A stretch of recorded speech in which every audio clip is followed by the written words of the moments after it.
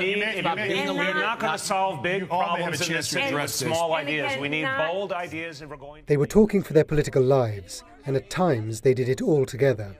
This is Stephen Farrell for the New York Times, reporting on the last televised debate for the 5 leading Democratic candidates before the mayoral primary election on September the 10th.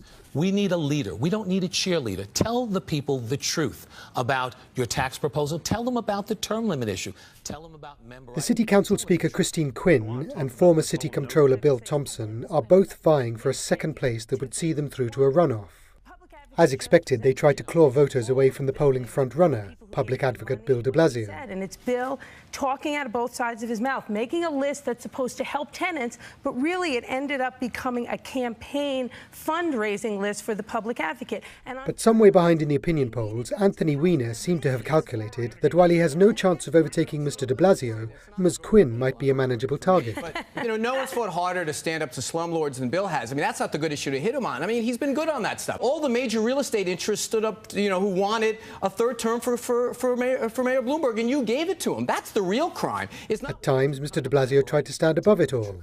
I want to talk about this whole notion of what can and can't be done. This is a city that has always believed in big, bold ideas, big, bold changes. At other times, he got down in the fray and went after Ms Quinn. But for 3 years, at the urging of the business community, you would not allow a vote on the paid sick days bill. But overall, Mr de Blasio spent much more time on the defensive. Mr. de Blasio, you did support a legislative repeal of term limits back in 2005. I laid out a very specific plan with extensive hearings and all that. Nothing like that happened. The debate lacked killer blows and no one self-destructed. Mr de Blasio remains the one to beat. This is a question for everybody. Ms. Quinn, you have been described by some as having a short temper, while Mr. de Blasio, you have been called indecisive.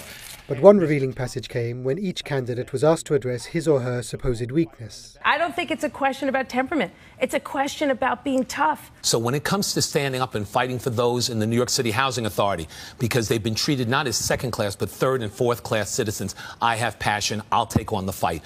Look, I got to tell you something. There's no doubt about it. I'm an imperfect messenger for a lot of the things that I want to do. You know things about me. But I work for the people. So I have been proud to be clear and decisive and consistent in fighting for the people's needs.